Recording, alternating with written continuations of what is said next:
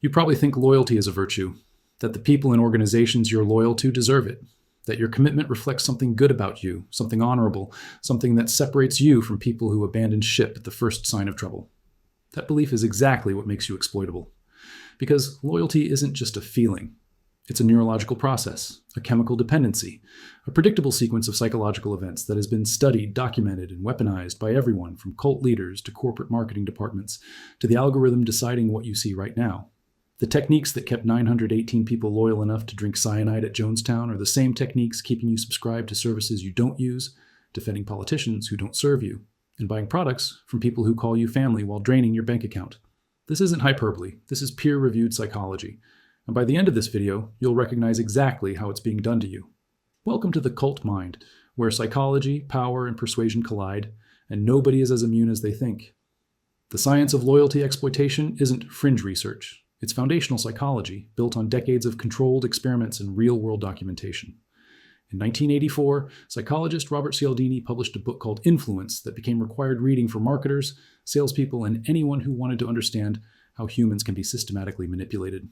One of his core principles is something called commitment and consistency. Here's how it works. Once you make a small commitment to something, your brain starts to see yourself as the kind of person who supports that thing. And once that self-image forms, your need for internal consistency makes you more likely to agree to larger and larger requests. Not because they make sense, but because saying no would contradict who you believe you are. Cialdini traced this insight back to a 1966 Stanford study. Researchers asked homeowners to display a small sign reading, "Be a safe driver." A few weeks later, they returned and asked those same homeowners to install a large, ugly billboard in their front yard. The homeowners who had agreed to the small sign were 135% more likely to accept the billboard than those who hadn't. The small commitment changed their self-image. They became safe driving advocates in their own minds. And once that identity formed, rejecting the billboard felt like rejecting themselves. This is the mechanism behind every escalating commitment you've ever made. The small donation that became monthly giving, the free trial that became a subscription you forgot to cancel, the one meeting that became a lifestyle. And here's where it gets disturbing. This same principle was used by Chinese interrogators during the Korean War to convert American prisoners of war. They didn't use torture. They used essays, small written statements about minor flaws in American society. Nothing treasonous, just acknowledgments that America wasn't perfect. But once a prisoner wrote that statement, his self-image began to shift. He became someone who criticized America, and each subsequent essay pushed further because rejecting the new request would mean admitting the previous ones were mistakes. By the end, some prisoners were making radio broadcasts denouncing their own country, not because they'd been broken by violence, but because they'd been walked down a path of tiny commitments until betrayal felt like consistency. The technique hasn't changed, only the context has. The second mechanism is cognitive dissonance, discovered by Leon Festinger in 1957. When your actions contradict your beliefs, your brain experiences psychological pain. And rather than change your actions, your brain usually changes your beliefs to match. Festinger proved this with a simple experiment. Participants performed an incredibly boring task, then were paid to tell the next participant it was actually interesting. Some were paid $20, others were paid just $1. Here's what happened. The participants paid $20 knew why they'd lied. They had a reason. But the participants paid $1 had no good justification. So their brains invented one. They actually convinced themselves the task was enjoyable. Their beliefs changed to resolve the contradiction between their actions and their self-image as honest people. This explains why the more someone sacrifices for a cause, the more they believe in it. Not because the cause earned their belief, but because their brain cannot accept that the sacrifice was meaningless. Festinger saw this firsthand when he infiltrated a doomsday cult predicting the end of the world. When the prophecy failed, the most devoted members, the ones who had quit jobs and abandoned families, didn't admit they were wrong. They announced that their faith had saved the world. The alternative, accepting that their sacrifices meant nothing, was psychologically unbearable. This is the engine that keeps people in bad relationships, failing businesses, and exploitative organizations long after the evidence is clear.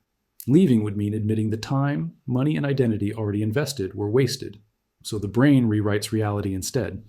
The third mechanism is the sunk cost fallacy, and it has been weaponized into a science. Economists Arcas and Bloomer documented this in 1985. Theater ticket buyers who paid full price attended an average of 4.11 plays. Those who received a discount attended only 3.3. Same tickets, same shows.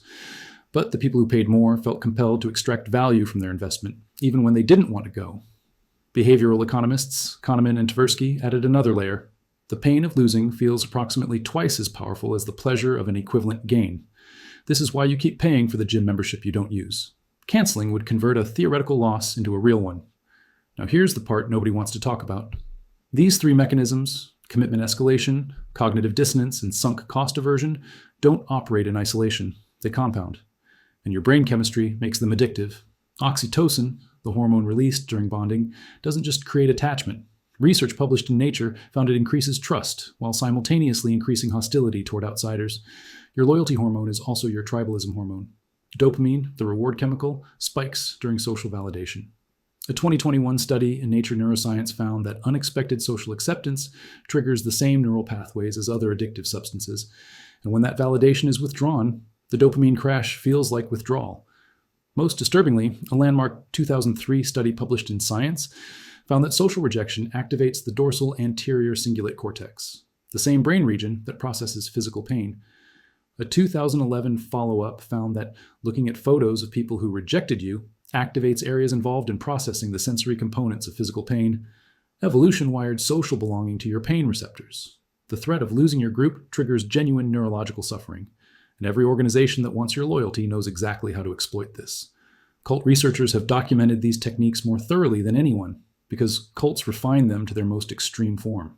Robert Lifton, the psychiatrist who studied Chinese thought reform programs, identified 8 criteria of what he called ideological totalism. Milieu control restricts information until reality becomes the group's exclusive possession. The demand for purity creates a narrow world of guilt and shame where members must constantly prove their loyalty. Loading the language introduces thought-terminating cliches, phrases designed to shut down critical thinking with simple slogans. And dispensing of existence determines who has the right to exist, making those who leave legitimate targets for rejection. Stephen Hassan, a former cult member who became one of the leading researchers in the field, developed the BITE model to catalog specific control techniques. Behavior control dictates clothing, sleep, diet, and finances while instilling dependency. Information control involves systematic deception and discouraging outside sources. Thought control requires internalizing group doctrine as absolute truth. Emotional control alternates between love bombing and condemnation, creating trauma bonds. But the most important element is what Hassan calls phobia indoctrination.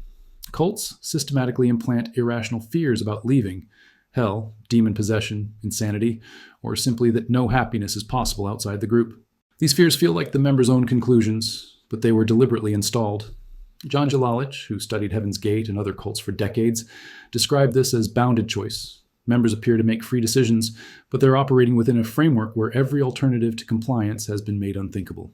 At every crossroads, conditioning tells them total abandonment and death await down the other path.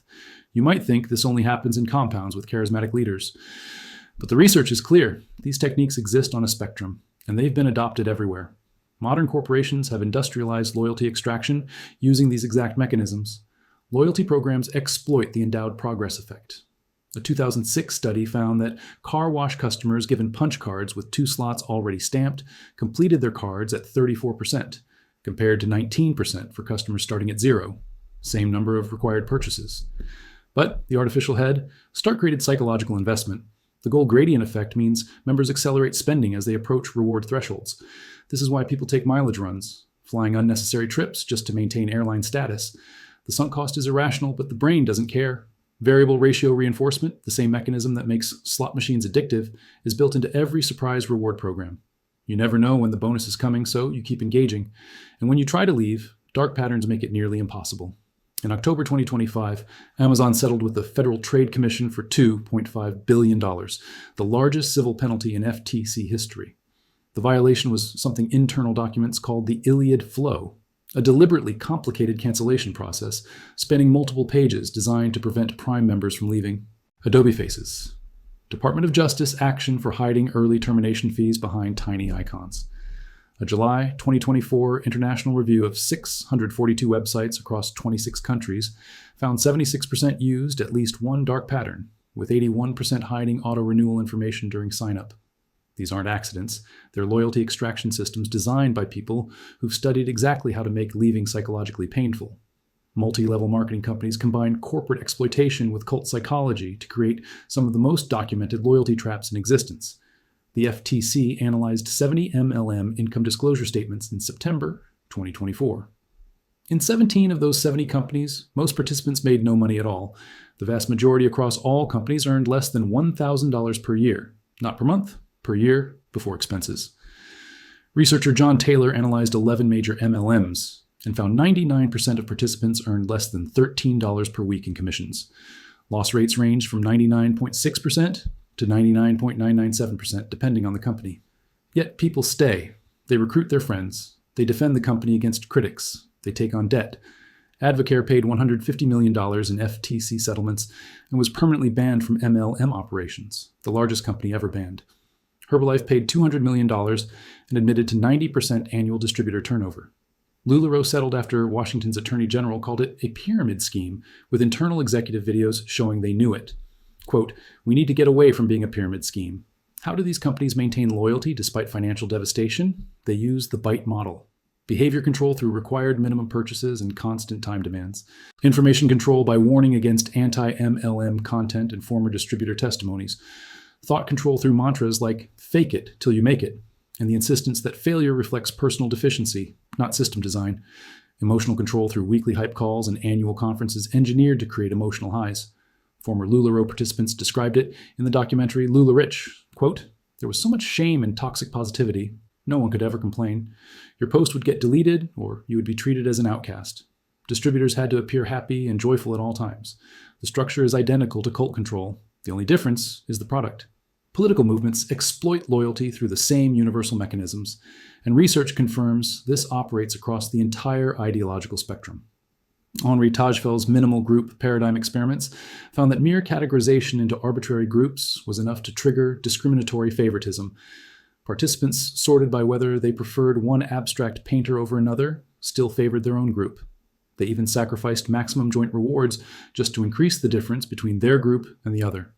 Pew Research data shows roughly 8 in 10 partisans report negative feelings toward the opposing party. Polarization metrics increased sharply from approximately 0.11 before 2010 to 0.19 by 2017. The tribal machinery is accelerating. On the right, terms like RINO, Republican, in name only, function as loyalty enforcement against members who deviate from orthodoxy. Cambridge research on the MAGA movement identifies status threat as a unifying factor, with supporters feeling their cultural values were degraded and their contributions dismissed.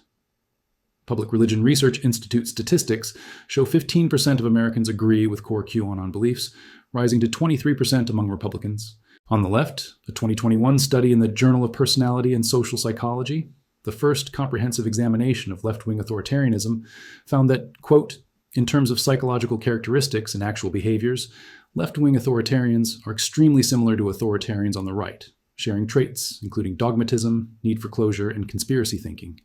The spiral of silence muffles contrarian voices when people believe their views are minority positions. Cancel culture functions as loyalty enforcement.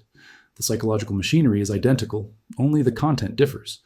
Online algorithms intensify these dynamics by creating environments where you only encounter information confirming your existing loyalties." The National Library of Medicine describes how users prefer information adhering to their worldviews, ignore dissenting information, and form polarized groups around shared narratives. The echo chamber isn't a bug, it's a loyalty capture system. The creator economy has industrialized parasocial exploitation, turning one-sided emotional relationships into revenue streams. Parasocial relationships were first documented in 1956 by Horton and Wohl, who described the illusion of intimacy created when media figures address audiences directly. Your brain evolved to form bonds with regularly seen faces. It cannot distinguish between a friend who knows you and a streamer who knows your username. Modern creators deliberately manufacture this false intimacy. Constant personal sharing, behind-the-scenes content, direct address using phrases like "you guys," and the positioning of "I'm just like," you create the illusion that followers are part of their lives. Twitch streamers broadcast 5 to 6 hours daily, creating unprecedented exposure. Platforms gamify donations through leaderboards, encouraging competitive spending, username pop-ups providing illusions of connection, and flashy animations triggering dopamine responses, similar to gambling. One viewer interviewed by Kotaku reported spending $10,000 on streamers. When asked why people donate to already wealthy creators, viewers described feelings of genuine friendship, of wanting to support someone they cared about. The K-pop industry has systematized this at industrial scale. NYU research documented how the industry imposes dating bans on performers to maintain fans' fantasy of availability. Idols who date or marry are forced to write public apology letters. The research states, quote, "The more fans believe they intimately know their idols, the more they can be counted on to be a consistent revenue stream. The techniques are invisible until you know what to look for. Now look at your own life. You're being exploited when questioning triggers punishment.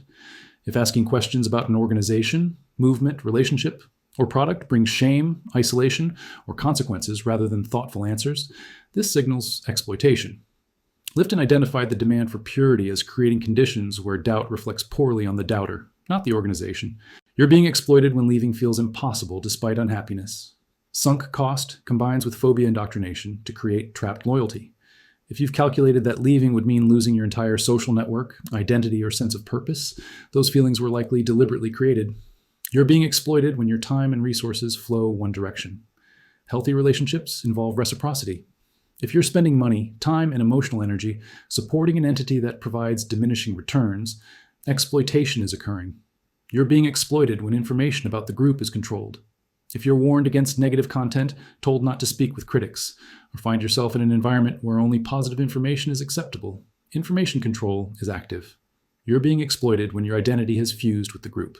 If criticism of the group feels like personal attack, if you describe yourself primarily through group membership, identity fusion has occurred. Here's the uncomfortable truth. Loyalty isn't inherently good or bad. It's a biological mechanism, a survival adaptation that kept our ancestors alive by binding them to protective tribes. But we don't live in those tribes anymore. We live in a world where every institution has studied the psychology of loyalty and built systems to capture yours. Cult leaders and MLM executives read the same research papers. Political operatives and marketing departments attend the same conferences. Influencer agencies and subscription services use the same playbooks. The warm feeling of belonging might be the most dangerous signal of all, because that feeling is exactly what they're engineering. The question isn't whether you're being targeted. You are. The question is whether you can recognize the mechanism while you're inside it. The techniques are invisible until they're not, and once you see them, you can never unsee them. If this opened your eyes to something you hadn't considered, subscribe. The patterns are everywhere. I'll show you where to look.